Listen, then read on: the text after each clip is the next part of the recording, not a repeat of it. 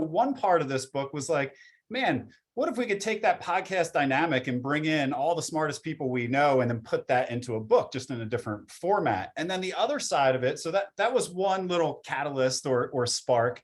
And then the other side of it was all of these people that we were thinking about communicated in a similar fashion.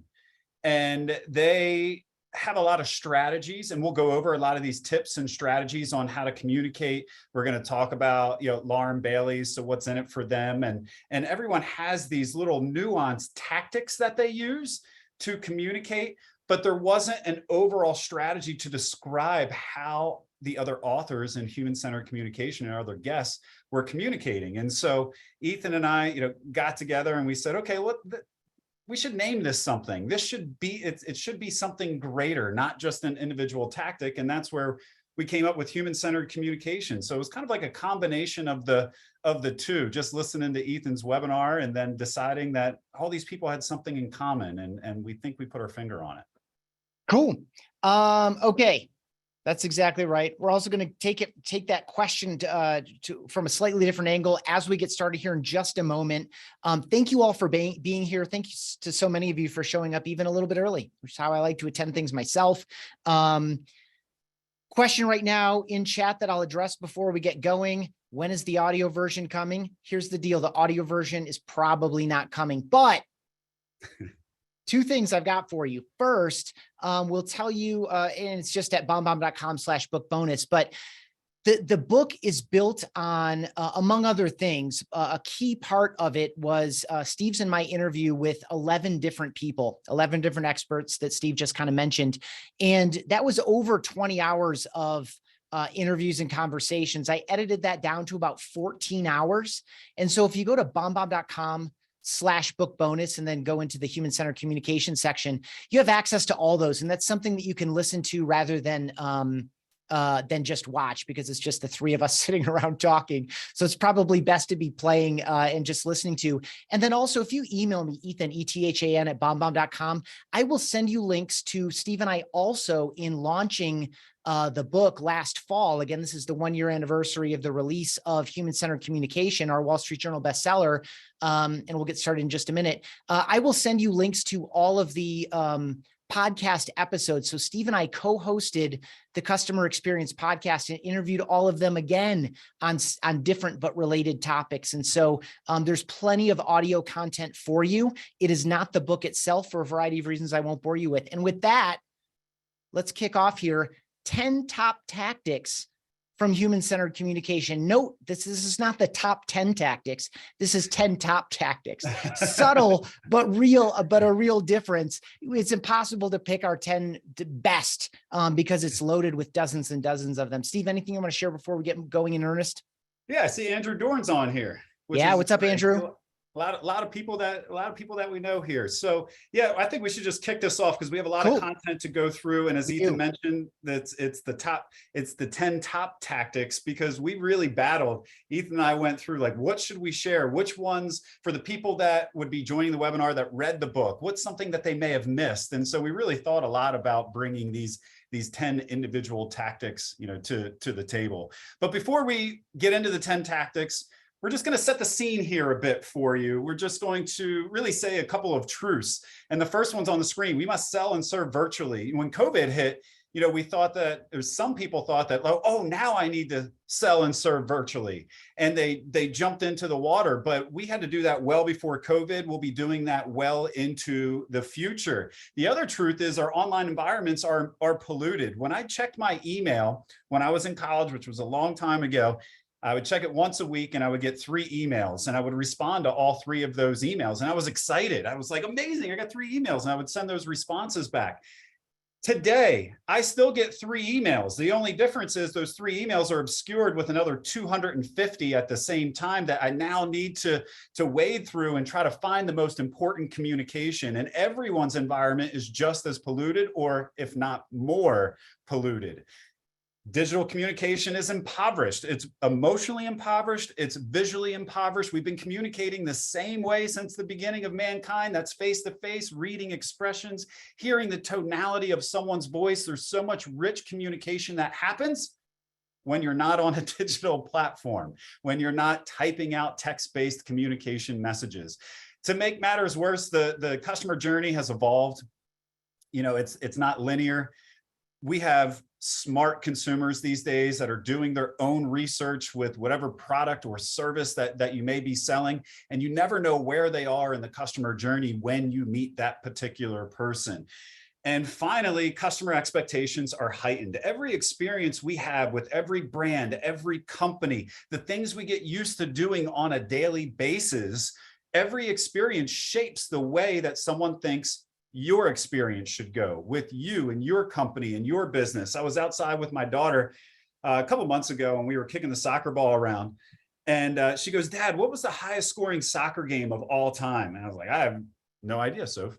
And she goes, mind you, we're outside, and she goes, "Alexa, what's the highest scoring soccer game of all time?" And I started laughing. I'm like, "Sophia, like, we are outside. Who do you think is going to respond to you right now?" And she was like, "Oh," she's like, I didn't think anybody would respond. It's just a habit that I have. Those habits are being shaped. They're being shaped early. And the expectation of instant information is always going to be with her for the rest of her life, no matter how good or bad that is for her psyche.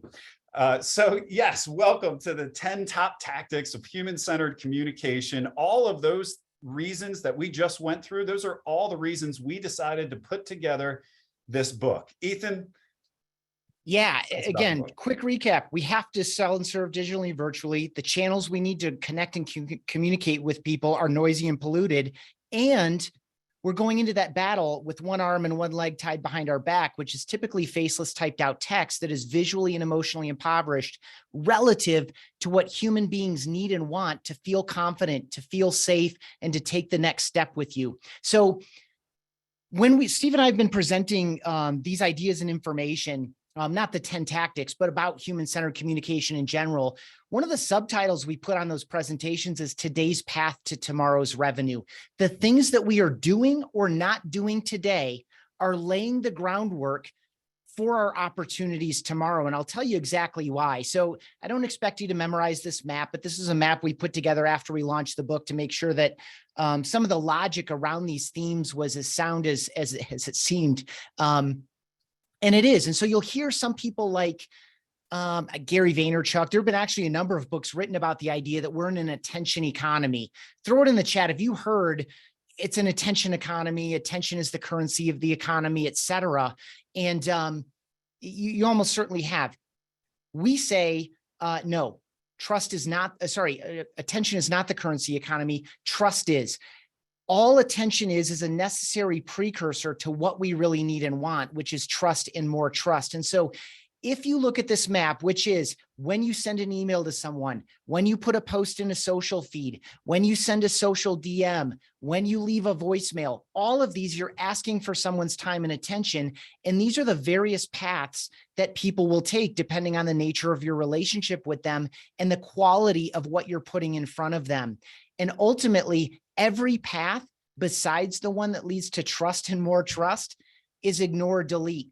And so if you are behaving in a way today that trains people, that you don't see them, that you don't understand them, that you don't appreciate them, that you're not meeting them where they are on their nonlinear buying journey, if you're not meeting their expectations, if you're not valuing their time and attention, they're going to learn very quickly that you are worth being ignored or deleted in the inbox, in the DM, in a social feed, etc. I don't need to return that phone call. I don't even need to listen to that voicemail, which people are just generally don't even do anymore anyway. And so if you are training those people, think about this layer. Those people are training the machines. As noise and pollution, I saw it in the chat, my inbox is so blown up right now. This is only going to increase. Our feeds are going to get more curated. Our inboxes are going to get more curated. And the machines are making those decisions based on what human beings are doing in reaction to the things that we're putting in front of them. And so if we are not taking a human-centered approach before we hit send, before we hit post, before we pick up the phone or do any other piece of communication, we're training people and machines that we might not be worth time and attention again in the future, and we're much more likely to be ignored and deleted. Quick note on human-centered communication. It's just human-centered design a 30 or 40-year-old practice, plus our daily digital communication. IDEO, the brand name you see on the top left of your screen right now, is the world's foremost adherent, proponent, practitioner of human-centered design. Arguably, some hardcore nerds in the space would maybe say someone else's, Stanford School of Design maybe, but IDEO, this is their model. This is all human-centered communication is about. Balancing what is viable for your business success, what is feasible with technology, and what is desirable for humans. I'll go around once more. What is required for business success? What does technology allow us to do? And what do people need from us?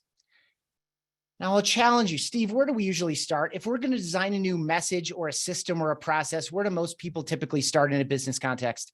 It's usually what we need. Oh no, we need to hit this goal, this target. We need to sell this product. We need to hit this number. And yep, we need this many appointments. We need this many people to show up, whatever. We start with viability typically. And I think if you're honest with yourself, you do too. We catch ourselves all the time. We are still in the process at BombBomb of implementing human-centered communication. It's hard, but it's worth it.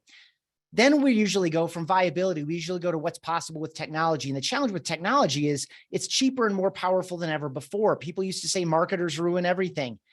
And that's kind of true. A lot of marketers ruin a lot of things, but now you can say sales ruins everything because the sales tools are just as easy to load up and rat-a-tat-tat messages out at people and hope for a 2% response rate. And so when we operate at the intersection of what's viable and what's feasible, we produce what we call digital pollution, which is detailed in chapter 1.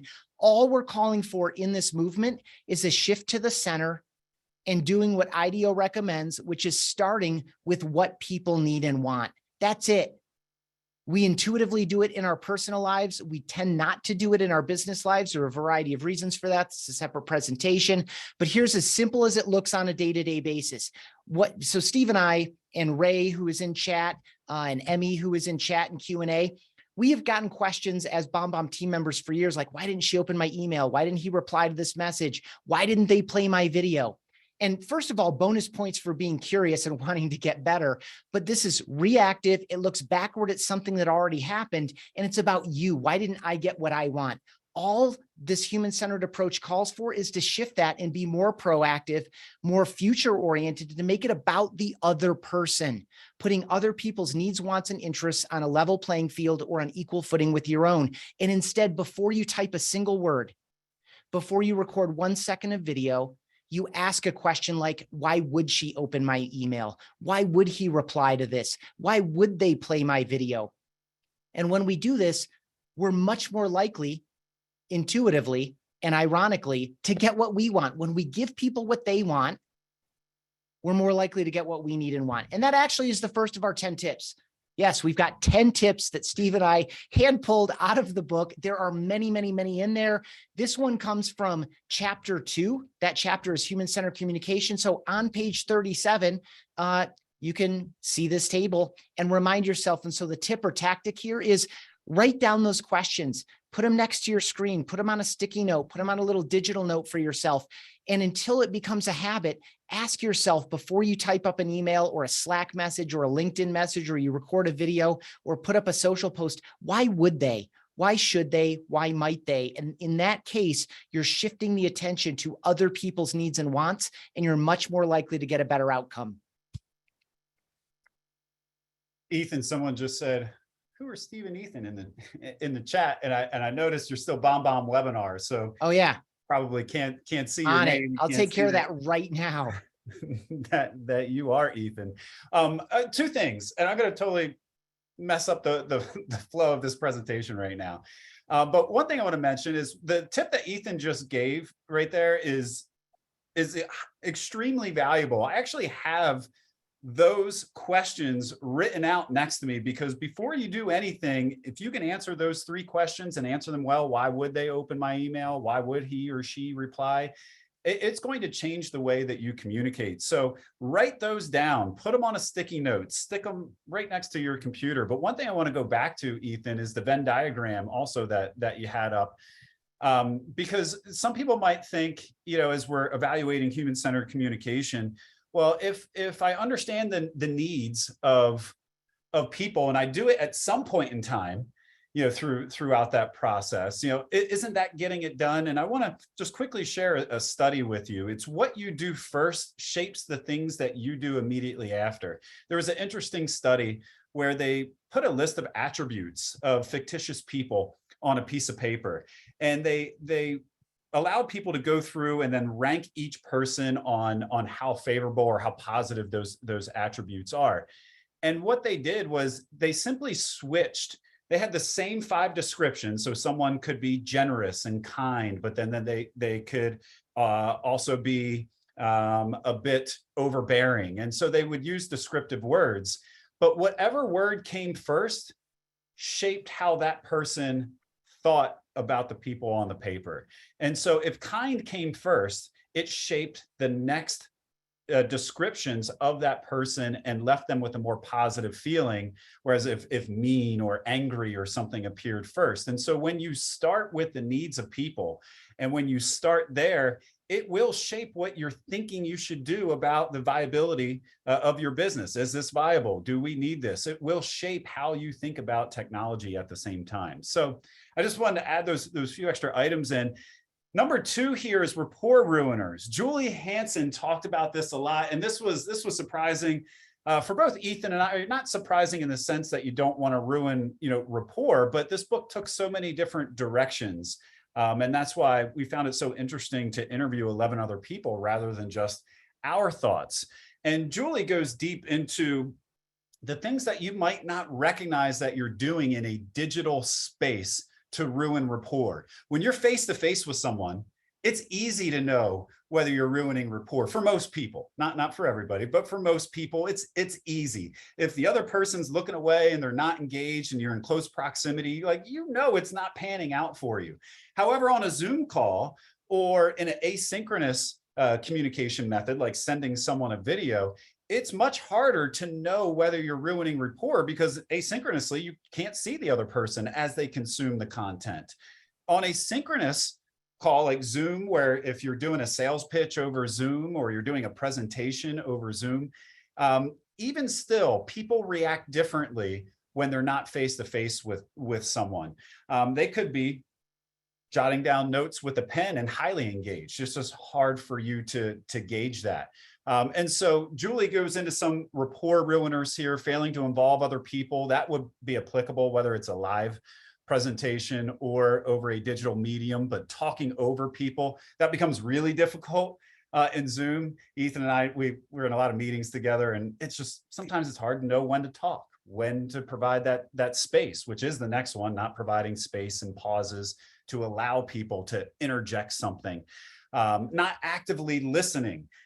This is applicable just for communication in general, but is especially important over digital communication because you want to make it really clear and apparent that that person is being seen, felt, heard, and understood.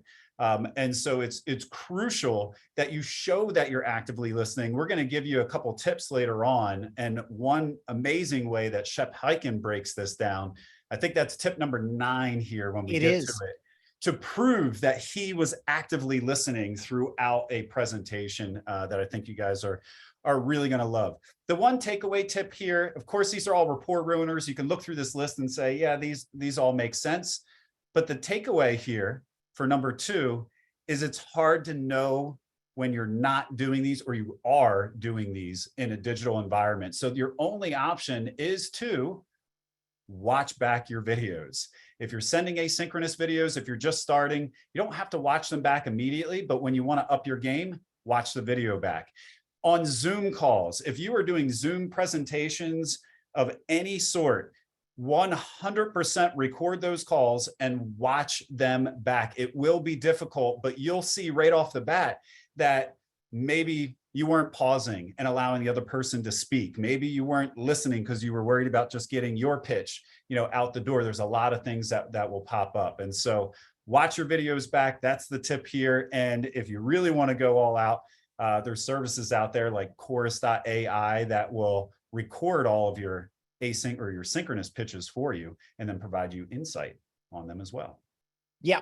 And just a layout thing for folks, you'll see these slides laid out a couple different ways. This list is actually a screenshot from the digital copy of the book. So on page 104, you'll see the page numbers and the chapters with each one of these if you want to like make notes on diving back and going into them. So the third tip, this one comes from Dan Tyre, chapter 13. Dan is the first salesperson at HubSpot. Pretty awesome company in general, great culture. They've done it. I learned a ton from them over the years. And on page 196 in chapter 13, you'll see a list of some of his favorite video tips. I want to just highlight two of them right now. The first one is before recording. This ties to that first tip of thinking about what's in it for the other people. Define 1 or 2 or 3 objectives of the video. Like, what are you trying to get done? I actually think 3 might be one too many perhaps, but get clear on your objective and write it down or have it top of mind. And then the other one I wanted to highlight in this list, again, which you can see on page 196 of the book, which you can get free at the end of the session, show things besides yourself. And so here's a layup one. I was at an event recently and these guys thought it was a good idea. You might think the same or differently to make their business cards poker chips, and they're potential BombBomb customers, and they're actually a potential channel partner for BombBomb. And so, of course, I sent video messages to the 2 guys that I met. And so I got clear what I wanted to thank them for in our conversation together, right? Because I was following up a week after I met them in person. And then I decided to show something. And in this case, it was about them. It's like their little poker chip business card. And so that's an easy example. But in other cases, you're surrounded with things about you. So I have the copies of both of the books that Steve and I co-authored together in my background. Does everyone ask me about them? No. Do I always like bring them down and hold them up? No. But this idea of having things to show besides yourself that are relevant and tied to the objectives of the video is really compelling, and it takes better advantage of the medium itself. Tip 4 from chapter 3, probably your favorite chapter. I'm going out on a limb here. Yeah, yes, this one is, but we have heard of stories where the background of the person's environment in their videos is what made that person be selected. It was a real estate agent, Ken Mucha. There we go.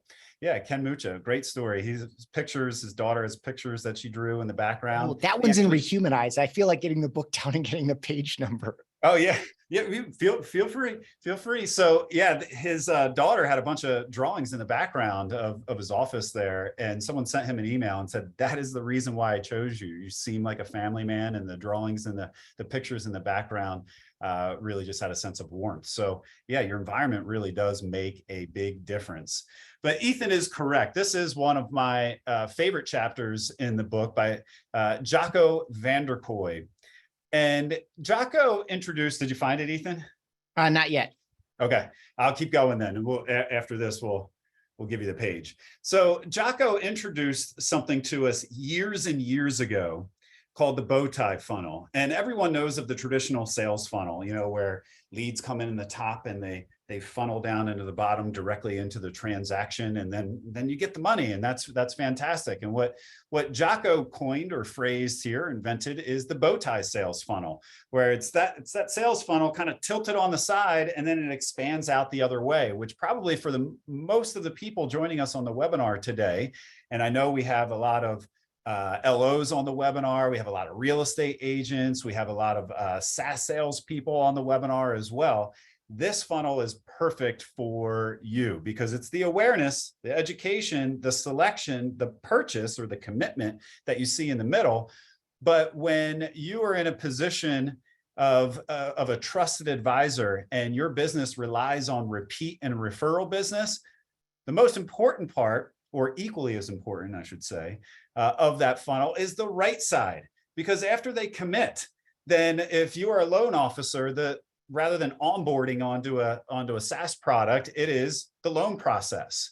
And then it's the experience that someone has with the loan process. And then it's the growth that happens from repeat and referral business. And that's what causes that growth loop. The more customers you have, the more customers you'll gain through that referral process, through the growth process, through expansion process.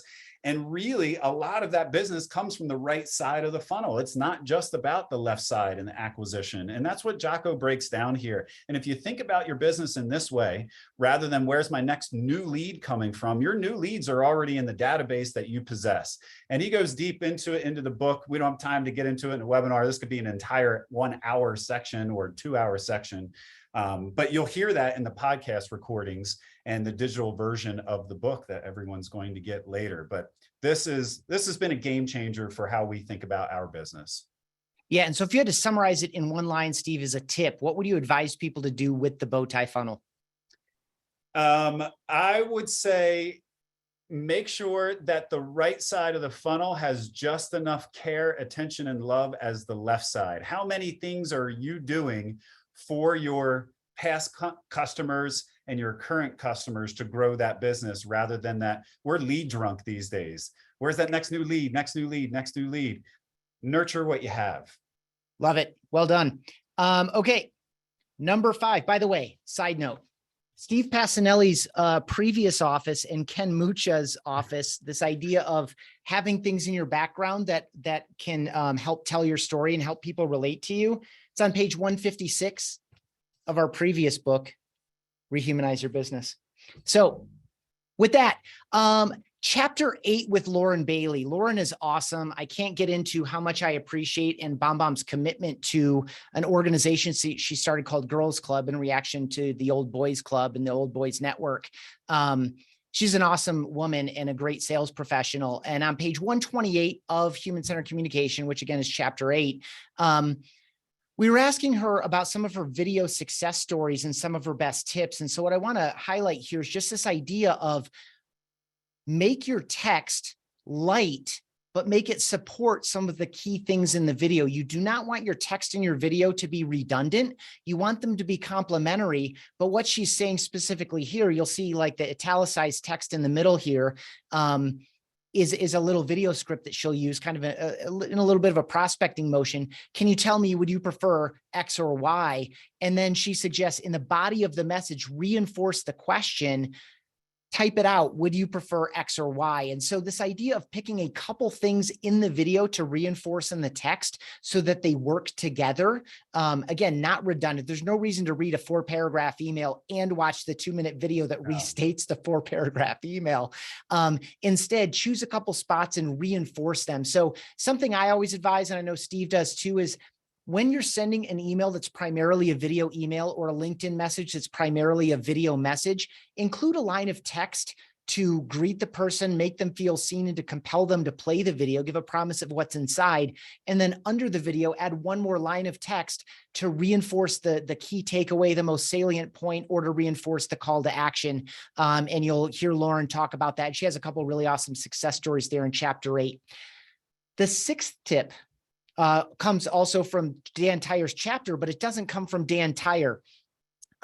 Dan actually mentioned in his interview with Steve and me for the book, he mentioned how video got started inside HubSpot, how they started doing video email and video messaging, not just in a sales motion, but also in a service motion as well. And so he mentioned a woman named Catherine Fisher. So and 2 other people, I tracked all 3 of them down. I had interviews with 2 of them and just swapped video messages with the other one so I could include their stories. So this tip comes from Catherine, who's an enterprise sales rep. So she's selling long deal cycles, high value deals into complex environments.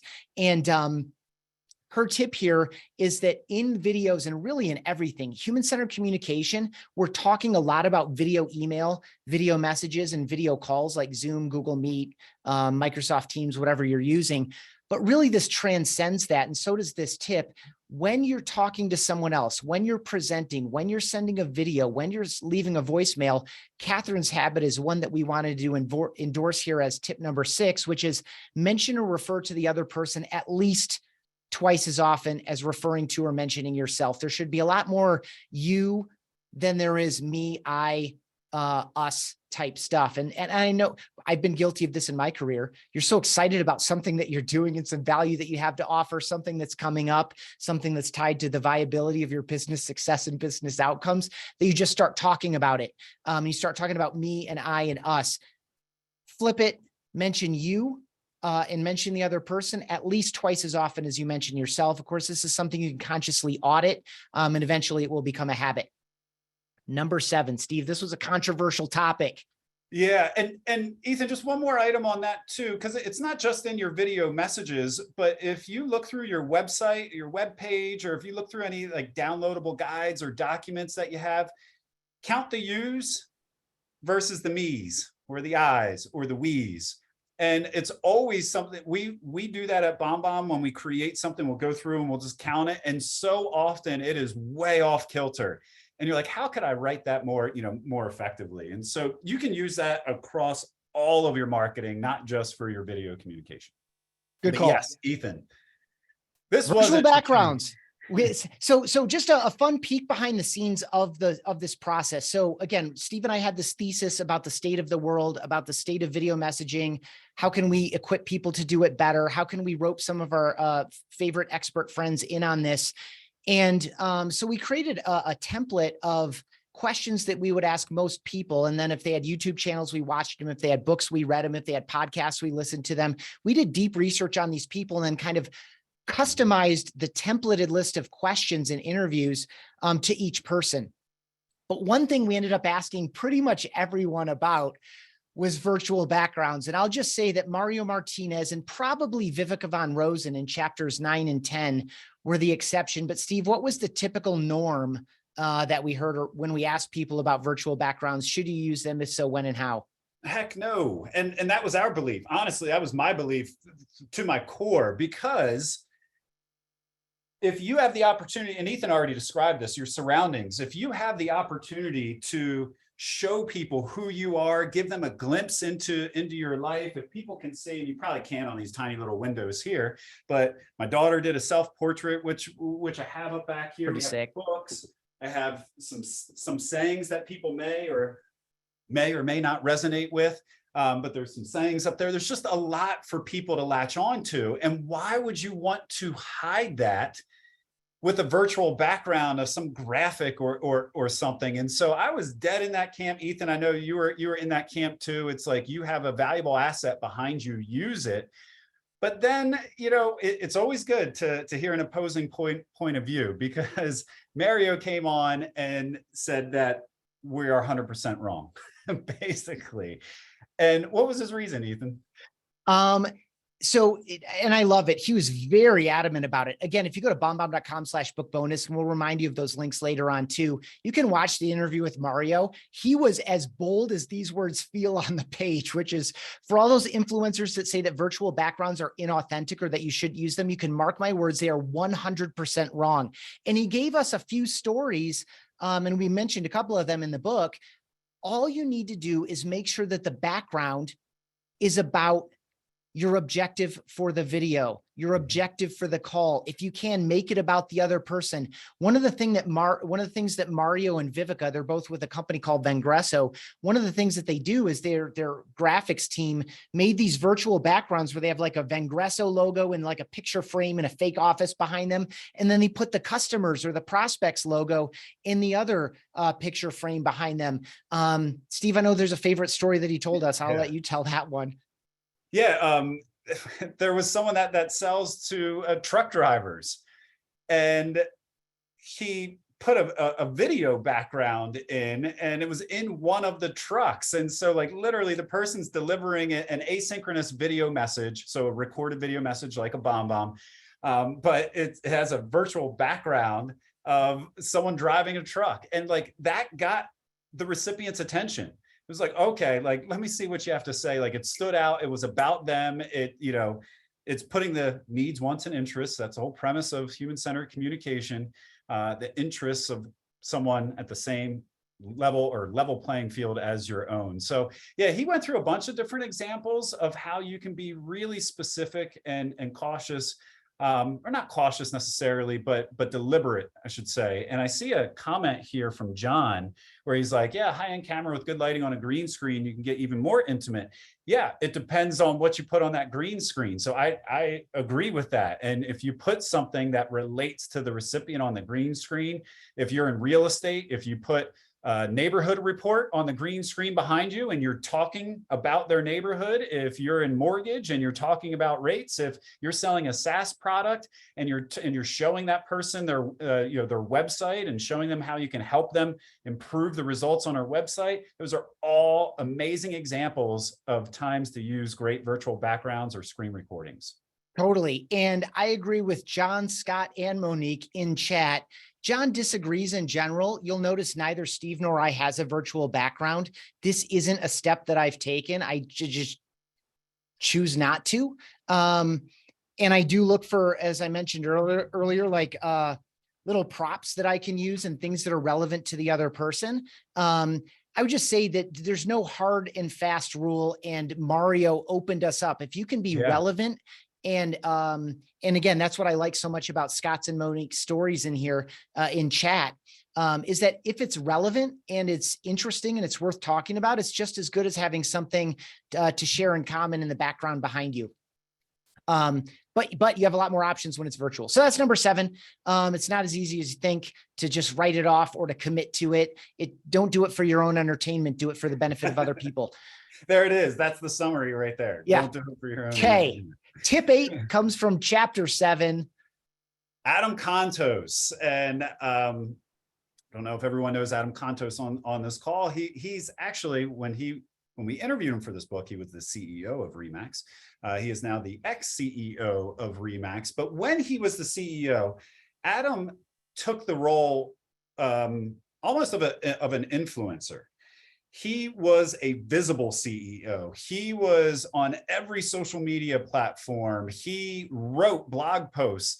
He was live on stage. He was a highly visible leader. And, in his section of the book, he talks a lot about hooking people and getting someone's attention and old school copywriting formulas, which he talked about. You can see the one on the screen: problem, agitation, solution. These are all formulas that work well in video messages like BombBomb. And if you think about like a simple 3 steps, what's the problem that someone has?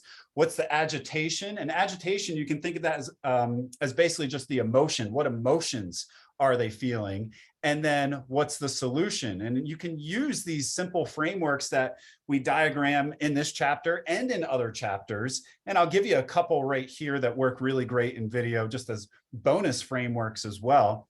You have one on the screen, but one that we like to teach all the time is empathy, value, call to action. And that works really well in a short form video message like a BombBomb. You're reaching out to someone, you empathize with where they are.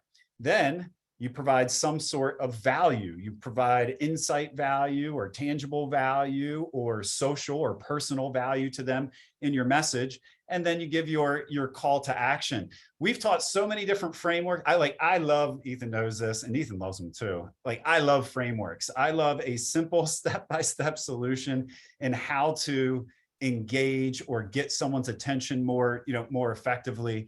And you'll find a bunch of these frameworks throughout the book. Super.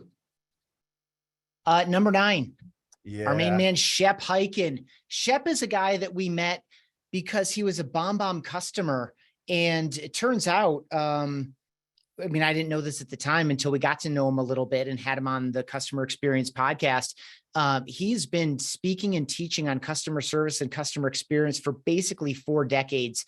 So if you feel like things are moving so fast, things aren't the same as they were 2 years ago, this dude's seen it all, and he has managed all of these transitions, and his career and his insights are as vibrant as ever.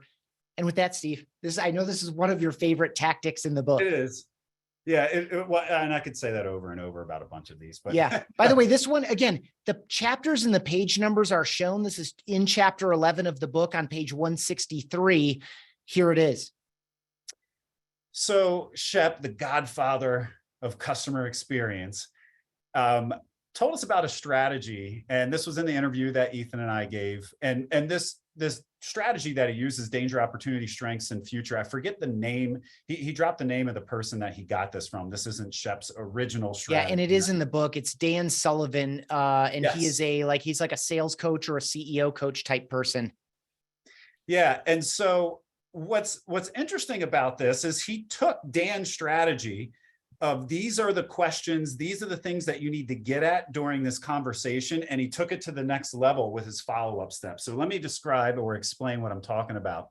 So Dan's strategy is figuring out what the danger is first of, and this again would be dependent upon what you're actually selling. If you're selling homes, if you're selling mortgages, if you're selling a tech product, if you're selling goods, this is going to be different. But step one is figure out the danger. What's the danger? Why are you researching and interested in this product, in this service, in this thing right now? What happens if you don't do it? So think about this while you are on a Zoom call, while you're face-to-face with someone, and get the answers to these 4 segments. Danger, opportunity. What's the immediate gain for you if we do this right now, if we do this right? So what's the immediate gain that someone has if they purchase a home or get that loan right now or buy your product right now? Strengths, what are they doing that's positive? And again, you're going to have to kind of curtail this or mold this to what your business is, but a strength could be what's positive about their home, what's really great about their property, or what they're doing really well in their marketing department if you're selling to a SaaS company. So what are the strengths? What are the feel-good things that they have going for them? And then finally, the future. This is an important one because this is a glimpse into what success looks like in the future, and it gets that person to your potential sale, that potential customer. It gets that person to think about what success looks like with you. And so while you're on a Zoom call, while you're doing the pitch, get the answers to these questions here and jot them down and make sure that you remember them. Here's the magic. If you go through this formula, danger, opportunity, strengths, and future, and when you follow up, because we all know that we should follow up after every meeting, no matter how that meeting ends up, you're going to use all the responses that you uncovered in that follow-up video. And this is what Shep does. He sends a video and he literally goes through this. People want to be, we talked about this in the beginning, seen, felt, heard, and understood. And this is basically the home run of that. When you start repeating back the danger, the opportunity, the strengths, it shows that you were listening. It shows that you heard them. It shows that they matter to you. And then when you paint the picture of the future, you're going to have a better follow-up than anyone else that gave the same sales pitch. And Shep swears by this. He says it works extremely well in his follow-up videos. It's something that he does all the time. Yeah, so good. I love this one. This actually is kind of like a framework too. Yeah. But for this particular moment of, when you're in that discovery and diagnosis scenario and you can learn all of this information through conversation. I'm just restating what you said, Steve. I don't know why I'm doing it, but this ability to speak back to people in the words that they used with the emotion that they had. You all know that sometimes people are coming to you out of like excitement. Our family's growing and we need to, get a new loan or move into a new house or do something else. Or people are coming to you out of terror. Like, I'm going to lose my job if I don't solve this situation, and your technology solution can do that for me. Please help me. Where do I start? How fast can we get this going? What do I need to know? And so just like, that's all built in here. It's such a good formula. And again, you can find that on page 163. And that's one of I think 3 tips in Shep's chapter or tactics that were on our initial list. And this was the one that made the cut. There's so much good stuff in these chapters. So last one of our 10 top tips, again, not the top 10 tips per se. These aren't ranked in order of how great they are. And there's so many more great tactics, which is to say nothing of the strategies and frameworks, like the higher level, broader themes that you can pull out of the book. But we already kind of teased this one a little bit. Julie Hansen talked about it in her chapter 6, but Morgan J. Ingram, told the story of Kobe Bryant. I won't retell the whole thing here, but when he was a kid, he was not good at basketball is basically the bottom line. And so for one summer, he spent a few days or even a few weeks focused on one particular skill at a time and started building the foundation one skill at a time. And then within 2 or 3 years, he was, the best in his age group. Steve, I think he played high school basketball in your area, and like people came from the tri-state area to watch him. Like, and like 5 years before that, he was not good.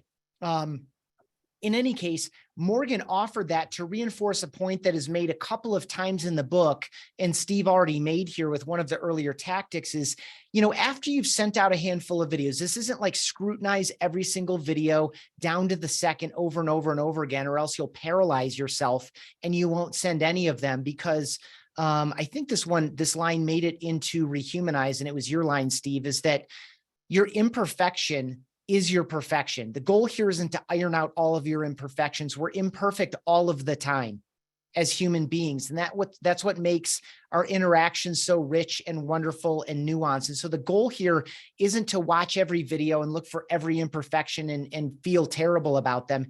It's to pick one main thing. Do I want to get better at adding pauses to my videos? If so, after you send 5 or 6, time block 15 minutes and watch some of them back. Or if you're recording your video calls, as we mentioned with a tool like Chorus or Gong or similar, watch some of those video, like those sales presentations you're giving on video back, and focus on one thing at a time. Do you wish that you could use your hands a little bit more to emphasize some things? Focus on that and then try that out in your next few videos. Do you want to smile more often, right? Like, because that energy, and you'll see this isn't a tactic we included, but both Viveka von Rosen and Julie Hansen mentioned that it is not authentic, and it is necessary to kind of turn up your emotions a little bit on camera, because the camera takes some of that energy away from you. If that's what you want to focus on, don't look at your video and say, my videos need to be better. I need to be better. That's not useful. Break it down. In what one way do you think you could be better in the next 3 or 4 videos, or in the next 2 or 3 calls? Focus on that, and then build your fundamentals one at a time, and you'll be transformed over that process of just picking 2 or 3 things to get better at. Because we still have 15 minutes and we will get to Q&A, and this is the 10th of 10 tactics, I'll add one more that was on our original cut list that fits right here. Matthew Sweezy, who is a marketing futurist at Salesforce, awesome dude. He mentioned how he asks for feedback, and now he wasn't doing this in a video context, but it applies perfectly well here too. If you want to engage other people, don't share your videos and say, what did you think of that video? Share the video and say, hey, on a scale of 1 to 5, how would you regard my energy level? Or on a scale of 1 to 5, how intimate or personal did that feel, right? Focus on one thing and make it easy for other people to give you feedback as well. Anything you want to add here, Steve? Yeah, and there's been a conversation and people going back and forth, which I'm reading here in the chat, about polished professionalism, the ability of someone's ability to speak well, and those making a difference in the overall quality of the video. And here's the thing, it all depends on the type of video that you are creating.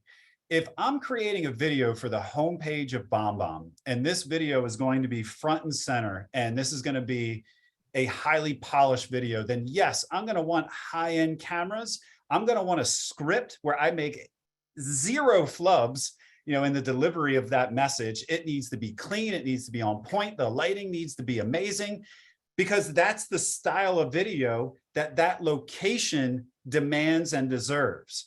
However, I see people going back and forth in the chat. When you send an individual video to someone, if I'm sending a video to Ethan or to Andrew Dorn, who's on this webinar, and I send a video to him, the quality of lighting and my ability to speak matters so much less, because it's a one-to-one video. Ethan came up with this one. There's a shiny authenticity inversion.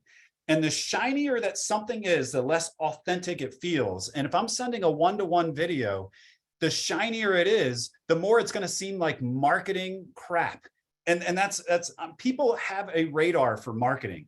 And when you open up an email and you see graphics all over that email, it's like, oh, this is a newsletter, it's marketing, I'm not going to read it. When you open up an email and it's a single sentence from someone, you read that single sentence.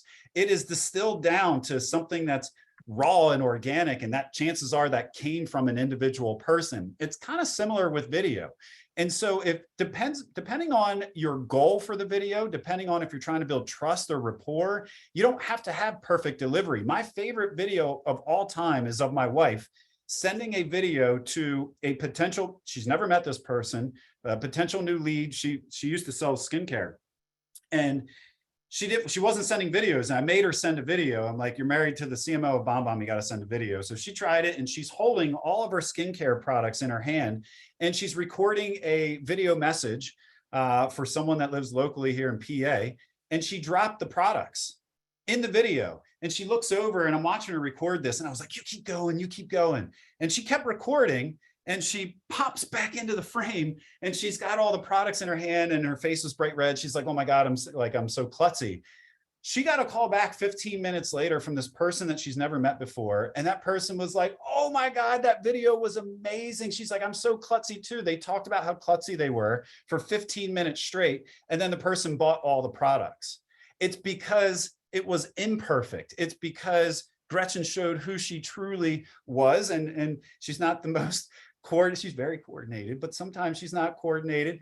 And that's just who she is. And she accepted it. And it made that video perfect. And it had no polish to it whatsoever. So I know I went kind of deep in that one, but it all depends on the use case of the video that you are creating. Yes. Okay. Yeah. And the comment I threw into chat was that this idea of referring to video in a monolithic manner, just we're so far past that, because as you opened all of that up, Steve, it depends what you're trying to do. It depends who you're trying to reach. It depends on the purpose of the video. And so just as a qualifier, on that story you shared and on our take in general, we're primarily talking about video messages in email, text messages, social channels, Slack, etc., for the purpose of connecting, communicating, explaining, sharing, arguing, supporting, encouraging in a much more casual way than this is my homepage video where I need gloss and polish. So what's everybody get today, Ethan? Okay, this is the bonus tip, and it's for three of you, three types of people, I should say. If you do not have the book, go right now to bombbomb.com/free book. The book is called Human-Centered Communication. Sorry, I'm typing it into chat right now. Go to bombbomb.com/free book. A couple of our team members went page by page through the book and found specific sections to add additional links that aren't in the traditional digital version. Our graphic designers kind of styled it up, colored it up. It is a super nice digital piece. And if you go to bombbomb.com/free book, you can get it absolutely free, no cost. By the way, if you feel like, gosh, I bought that thing a year ago when you launched it, for starters, it is an absolutely beautiful product. The Boston and gloss of the hardcover, it's actually like in white. We just noticed, Steve showed me the spine earlier. I was like, oh, I totally forgot it has like orange text in it. It's a super nice physical product, and I prefer to read books physically myself. You can still get the physical book. And I will address, I know there were follow-up questions. We talked about an audiobook earlier. I'll explain that again with our remaining time, but we don't have one, by the way, but I have things I can give you anyway. The digital book is fantastic. And if you want to jump into any of those things, to call this the tip of the iceberg is an understatement in terms of the value that is in the pages of those books. And it's not just Steve and me. Again, it's 11 other experts, each with their own unique domain, but all sharing this philosophy of a relationship orientation as the foundation for success in business and in life. And so I think you'll relate to a lot of those stories. So if you don't have the book, go to bombbomb.com/free book. If you have the book, but you have not read it, read the book. That was pretty straightforward. It's an easy one. And if you have read the book, go to bombbomb.com/book bonus. we went to a lot of effort to edit down all those interviews, again, over 20 hours of interviews that we edited down to about 14 hours total, to make sure that it was just all the best stuff in there. There are links, there are TED Talks and other YouTube clips supporting some of the ideas that you'll find in the book, just tons of additional resources. So anything in the book that you thought was interesting or valuable, you're likely to find a companion piece to support it at bombbomb.com/book bonus. In addition, if you've read the book, please write an Amazon review. It's super helpful. We haven't asked very many times. And so but it's a signal to it's a signal to the Amazon algorithms. Again, this idea of today's path to tomorrow's revenue, your behavior tells the Amazon machine that this is a useful thing for other people. So if you read the book and found it valuable, please take a minute to leave a star review, or better yet, a short review, a quick write-up. If you want to add a photo or a video, killer, but just take 1 minute and leave an Amazon review. Super helpful for the project. And that free book is for everybody. We decided at a certain point, it is worth way more to the world in general and to us specifically to give these ideas away. There are ideas, and the ideas of 11 people who gave Steve and I hours and hours of their time in the book project itself and in the follow-up podcast interviews that we did with them. Their ideas being free and available to more people is more valuable to us than getting whatever our royalty rate is on a book discounted from $27 to $24.73 or whatever Amazon's got it priced at the second. And so give this to other people. It's free to the world. This is super useful. I'll just share one more thing and stop talking. So Steve, you can share an idea and we can maybe take a couple questions. The reason I've been at BombBomb for over 11 years now, full time, the reason that, well, besides that it's fun to write books with Steve and to get these ideas out, I know that if we can embrace some of these ideas and bring some of these ideas to life and put some of these ideas into play, and I'm speaking to you, like if you take some of these ideas and put them into play, that you will find your work to be more satisfying, that you'll find that you get better outcomes, and that slowly we can change business culture and perhaps even popular culture to be more personal, to value other human beings, to find more joy and actually more financial success in that process. And it starts with people making a commitment to see and listen and observe and act on behalf of other people. We're not perfect in that. I'm not perfect in that, but I think that is a foundational idea underneath the movement that drives us. And I see some of the people in chat, you've been with us for years, and I know you see the world the same way. And so I see this as a movement that we're doing, and video messaging happens to be one of the tactical, practical layers on it. So with that, thank you for attending. Steve, what do you got? That was so eloquently stated and said. I don't even want to mess it up by saying anything else after that. That was great. I think we could just go into the chat and see if there's any questions here. Yeah, I mean, Ray or Emmy, yeah, you've been in the chat the whole time and in the Q&A. Any themes, like maybe not necessarily a specific question because we only have about 5 minutes left, but is there a theme that you think is worth bringing up? There are a couple of themes around strategy that people would love to get your feedback on. The first is, have you seen better engagement with videos that offer some sort of downloadable material or PDF? It all depends on what that material is. Could there be better engagement with a downloadable PDF? Absolutely, because you always want there to be a next step, and that's a clear and obvious next step. Because if you say, grab this thing here, now the variable there is who's the value for, and which is the premise of the entire book. People only want to hear from you for these three reasons. If you're providing insight value, tangible value, or personal/social value. That's the only reason why someone wants to hear from you. If that downloadable guide is something tangible that they can like print out and get a better view of what the market's looking like in their area, fantastic. If it's insight value, if you're providing information to someone that they did not have or haven't had before, or new perspective that they're going to find valuable for them and or their business, yes, that's valuable, and that downloadable is going to improve your message. Or if it's personal value, if you created something interesting for that person, it's their birthday, their son's on your soccer team, and you took a photo of of their son during the game over the weekend, and you're sending that photo out while this is potentially a future customer of yours at the same time, like you're providing that emotional value, sending that photo over. So kind of a long answer, and it's not a clear one, but it all depends on what it is. Ethan, anything to add on that? Nope. All right. There's one more question. I love when the both of you answer questions like this. What camera and microphone do you recommend? Okay. I have a Logitech webcam. It's like kind of a nicer one. It's like $200, but so Steve has been remote the whole time he's been with us. And of course, now half the company is remote or more. Actually, way more, like 95% of the company works from home now. I'm one of a handful of people who's in the office in Colorado Springs every day.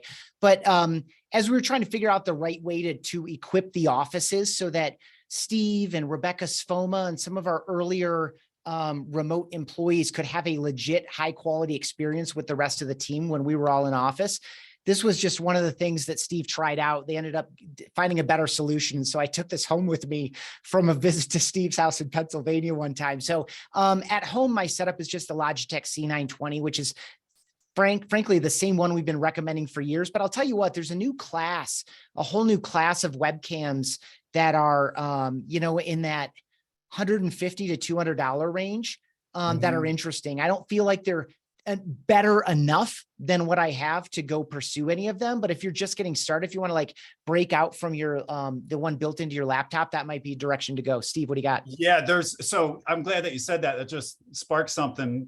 There are a few, like you said, a new class of cameras. I've seen a few that I've been very tempted to buy because now they have these cameras that are small, but it's more like a built-in film studio where if you move, like even though it's static, it's just clipped on, but the resolution's so high that it can actually follow you.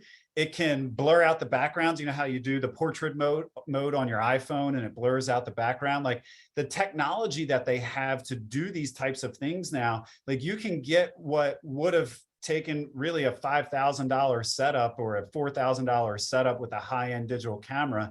You can start buying those now in a $200 or $250 setup. I started seeing a couple of these pop up that do this like dynamic live editing, as you go, which is super interesting. New feature. And I don't know the name. You should look it up. New feature in iOS is that you can use, and Mitchell's comment here just triggered it for me. New feature in iOS is that you can use your iPhone as a webcam. Like it's I haven't done it yet, in part because I have an old iPhone 7. So it's like, that's not better than my webcam. But when I upgrade to a 13 or a 14, I'm going to definitely give that a try. And as for a microphone, I'll just share this. I have like a little microphone that I keep out of the shot because I don't want to intimidate people. It's not as fancy or as expensive as it looks, but it's the ATR 2100X. It's like a $79 microphone. And it is just as good as any of those that cost twice as much. Yeah. You probably can't hear the difference between Ethan and I. I think this one was like $200. Probably can't tell the difference. But I have one directly above here. I forget what it's called. I always forget about that. Yeah. That's funny. Yeah. Do we have time for one more, or do you want to close it out? We'll do one more. Yeah, I'll take one more. We'll do one more. Okay. Is it more productive / where'd it go? Hold on. Let me get it back. Okay. Is it more productive / clickable to be standing or sitting while recording a video? What do people like to see more? Okay. For starters, we don't have research there. I think it's personal. To me, this falls into the bucket of your confidence and your comfort on camera and in your own self. I prefer to stand. I like standing. I can use my body a little bit better. I feel like I have more energy. I have a feeling that there would be science. I don't know it, Steve, you might. I have a feeling that there's science that would suggest that being upright is probably better for lung capacity and breathing and things rather than being like compressed. I don't know if that's a thing, but I definitely, it's a personal preference for me. And I feel like I can have a slightly wider shot as well, that allows me to have other things in and to do other things. No one will be more excited about your product and or service than you are. When you stand up, you have more energy. I am a big fan of standing up and using your hands and getting excited. Like you have more, you have a higher latitude to work with when you're standing up. Do I always record videos standing up? No, I have a hand crank desk here and I crank it up and down multiple times a day, and I sit sometimes and I record videos. But when you want to really bring it, if I'm giving a webinar, I'm standing up, no doubt. Some people choose to do a walking stand-up desk though. Yeah, I don't think I would record videos while walking. Although, you know what, I take that back. We've seen a number. Here's what I will say to that question. It's definitely compelling when you send a video as a bomb email with that 3-second animated preview that we give you. If you're walking and don't shame me for an iPhone 7. If you're walking and talking with your iPhone and like people can see that you're out and about, that is definitely compelling. Like if you're walking down the street or something. So I guess I might want, I stand at my desk all day. I don't really walk around and do stuff. I know a lot of our customers are a lot more on the go than I am. And so I think that is a dynamic that's somewhat unique in terms of an animated preview that just begs to be watched, like that little gift that we give. I think if you're walking and talking in an outside location, that's super compelling. Cool. Well, this was super fun. Thank you all for spending time with us. Thank you, Ray and Emmy. Thanks for all the engagement in the chat and the Q&A. Thanks for a great idea, Steve. It was a really fun book to write. It was a really fun project, and there's a lot more to go. Honestly, I feel like we could probably do a version of this webinar every month for the next year because there's so much value in that book. We actually did that sort of when we launched the book. We did. Kind of, but there's so much more. Anyway, cool. Thank you for all the positive feedback. Thanks for spending time with us, and let us know what you think about the book. Have a good day.